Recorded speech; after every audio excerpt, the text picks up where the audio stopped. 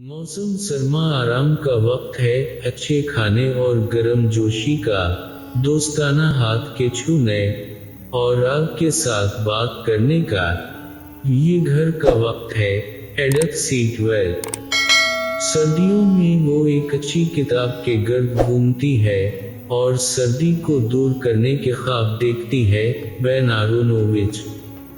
मौसम सर्मा वो वक्त होता है जब पूरी दुनिया सो जाती है, सिर्फ एक याद दहानी की जिंदगी अभी बाकी है।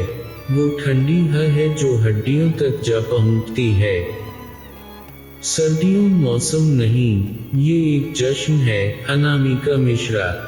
मौसम सर्मा एक देरपा मौसम, सुनहरी लम्हात को इकट्ठा करने, जज्बाती सफर पर जाने और हर बेकार घंटे से लुत्फानंदोज होने का वक्त है। जॉन बोस्वेल। मौसम सर्मा वो वक्त होता है जब फितरत अच्छी तरह से आराम करती है, बर्फ की चादर में लिपटी बहार के मुतहर्रिक पुनर्जन्म की तैयारी करती है।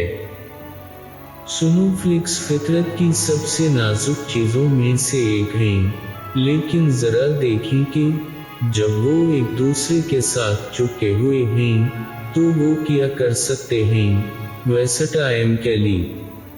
मौसम सर्मा एक पुरसकून मंजर की सरगोशी है जो हमें खामोशी की खूबसूरती और बर्फ से बदली हुई दुनिया के जादू की तारीफ करने की दावत देती है।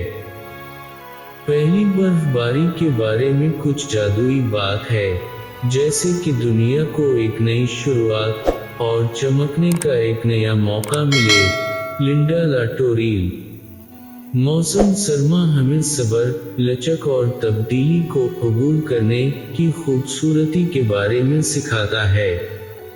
मौसमों की तरह जिंदगी के भी चक्कर होते हैं और सर्दियां वजूद की अजीम कहानी का सिर्फ एक बाब है।